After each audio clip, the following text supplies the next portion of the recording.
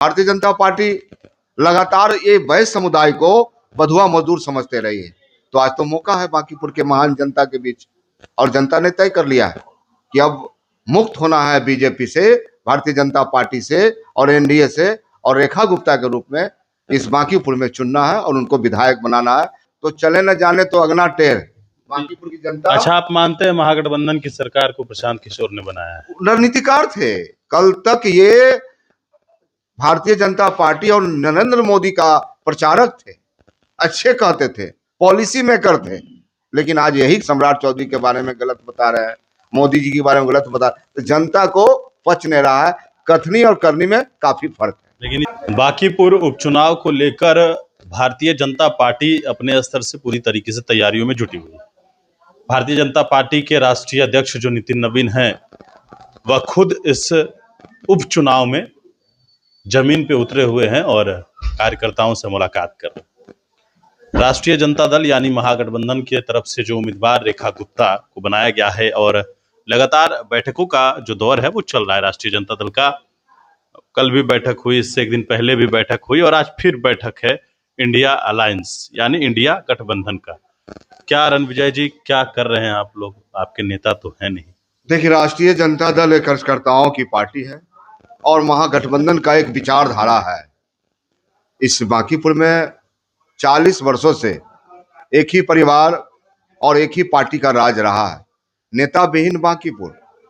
आज बांकीपुर की जनता ढूंढ रही है कि हमारा लीडर कौन, और माननीय नेता प्रतिपक्ष को हम बहुत धन्यवाद देना चाहते हैं कि एक व्यवसायी पुत्री को उन्होंने रेखा गुप्ता के रूप में उम्मीदवार बनाया।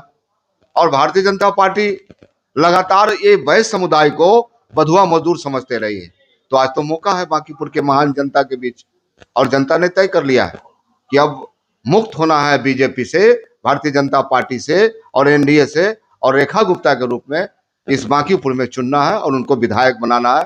और भारतीय जनता पार्टी का जो तानाशाही है, इन्होंने जो मुद्दा दिया था अच्छे दिन लाएंगे, अच्छे दिन के बदले में पेट्रोल डीजल के दाम बढ़ाए, बेरोजगारी बढ़ी, क्राइम बढ़ रहा है। आज करबिगैया बांकीपुर का निवासी बंटी यादव जो अनैतिक कार्यों का विरोध करता है करबिगैया स्टेशन के आसपास, उसकी निर्मम हत्या कर दी जाती है, उसको कोई देखने वाला नहीं है। आज तक एनडीए का कोई नेता वहां नहीं पहुंचे। तो कहीं ना कहीं बांकीपुर की जनता इस बार बदलने के मूड में है और इस बार परिवर्तन होके रहेगा। आपके जो विरोधी हैं भारतीय जनता पार्टी के नेता, वो इस लोग कह रहे हैं कि आपके नेता तो विदेश घूमने में लगे हुए हैं, आप लोग क्या चुनाव लड़िएगा? अब देखिए, भारतीय जनता का पार्टी के पास कोई तो मुद्दा है नहीं। जब तक लालू प्रसाद यादव और तेजस्वी प्रसाद यादव का नाम न लें, इनका तो कोई भोजन हजम होने वाला नहीं है। अरे एक एक कार्यकर्ता लालू प्रसाद यादव है और एक एक कार्यकर्ता तेजस्वी प्रसाद यादव है। तमाम लोग जमीन पर काम कर रहे हैं और इनके होश खराब हो गए। पहले ये उम्मीदवार क्यों बदले? बिहार की जनता को बताना चाहिए, बांकीपुर की जनता को बताना चाहिए। तो आज बांकीपुर की जनता ने तय कर लिया है कि इस बार मौका है और बदलना है। भारतीय जनता पार्टी हारेगी, महागठबंधन जीतेगी। आप भी उसी समाज से आते हैं जिस समाज से उम्मीदवार है, आप क्या कर रहे हैं इसमें? पूरी ताकत से हम लोग लगे हुए हैं। समाज में खुशी है, लोगों में हर्ष है कि पटना जैसा सीट बांकीपुर में महागठबंधन ने मौका दिया है अपने परिवार को विधायक बनाने का। सारे लोग एकजुट हैं और एकजुट होके मतदान करेंगे। बीजेपी हारेगी, राष्ट्रीय जनता दल महागठबंधन जीतेगा। रुक के बोल रहे हैं, कंफर्म नहीं है क्या? जीतेगा, लगातार हम बोल रहे हैं, पूरा कंफर्म है। हम लोग तो लगातार बैठकों का दौर रखे हुए हैं। जनता पर भरोसा है, और ये भारतीय जनता पार्टी जो लोगों को हमेशा ठगने का काम की है, छलने का काम की है।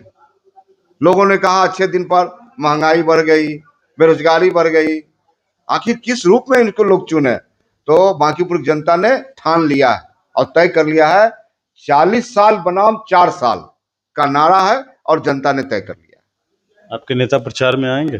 माननीय नेता प्रतिपक्ष अभी बिहार में उपलब्ध नहीं है। जैसे ही बिहार में उपलब्ध होंगे, निश्चित रूप से उन्हीं के दिशा निर्देश में हम सब लोग काम कर रहे हैं, पूरी मॉनिटरिंग कर रहे हैं, पूरे संज्ञान में है और पूरे हम लोग को निर्देश कर रहे हैं। लगातार हम लोग उनके संपर्क में। बिल्कुल। तो हमारे साथ राष्ट्रीय जनता दल के प्रधान महासचिव रणविजय साहू वैश्य समाज से आते हैं। इन्हीं के समाज की बेटी को टिकट भी राष्ट्रीय जनता दल ने दिया है। भारतीय जनता पार्टी की उम्मीदवारी दूसरी बार हुई है। एक उम्मीदवार ने नॉमिनेशन किया, नॉमिनेशन रद्द हुआ, फिर दूसरी बार जो है वो नॉमिनेशन उसने किया और वह नीरज सिन्हा जो है वो उम्मीदवार है भारतीय जनता पार्टी के। और तीसरे जो है वो प्रशांत किशोर के बारे में आप कुछ कहे नहीं। तो अब प्रशांत किशोर के बारे में तो आप जानते ही हैं, यही प्रशांत किशोर है ना, 243 विधानसभा चुनाव लड़े थे और उन्होंने यह भी किया था कि नीतीश कुमार 25 से ज्यादा आगे नहीं बढ़ पाएंगे सीट, अगर बढ़ गए तो मैं प्रयागराज जाके अपना माथा मुड़ा लूंगा और राजनीति से संन्यास लूंगा। इनके कथनी या करनी में कोई अंतर नहीं है और लगातार टारगेट करते हैं बिहार विधानसभा को। वो बोलते हैं कि 242 विधायक को सही कर देंगे। अरे साहब, जनता को क्यों मूर्ख बना रहे हैं? जनता को क्यों आप ठग रहे हैं? कल तक नरेंद्र मोदी के नीति को आपने जन जन तक फैलाया था। कौन थे प्रचारक उनके? 2012 में आपने किनकी सरकार बनाई थी? गुजरात में सरकार बनाया आपने, देश का सरकार बनाया। 2015 में महागठबंधन की सरकार को आपने बनाया। तो चले न जाने तो अगना टेढ़ बांकीपुर की जनता। अच्छा, आप मानते हैं महागठबंधन की सरकार को प्रशांत किशोर ने बनाया है? रणनीतिकार थे। कल तक ये भारतीय जनता पार्टी और नरेंद्र मोदी का प्रचारक थे, अच्छे कहते थे, पॉलिसी मेकर थे, लेकिन आज यही सम्राट चौधरी के बारे में गलत बता रहे हैं, मोदी जी के बारे में गलत बता रहे हैं। तो जनता को पच नहीं रहा है। कथनी और करनी में काफी फर्क है। लेकिन इस बात को आप मानते हैं कि 15 में उन्होंने सरकार बनाई, चूंकि अभी आपने बोला है महागठबंधन के रणनीतिकार थे, नीतीश कुमार के सलाहकार थे। नीतीश कुमार जी ने तो इनको कैबिनेट का दर्जा दिया था। लेकिन ये वो पंछी है कि एक डाल पर बैठ नहीं सकते हैं, ये भ्रमण करने वाला पंछी है। अब बिहार की जनता देख रही है, ये ऐसे हवाबाज नेता को हवा निकाल देगी बांकीपुर। बिल्कुल। तो हमारे साथ राष्ट्रीय जनता दल के प्रधान महासचिव थे गणेश पुणेशन के साथ। नमस्कार।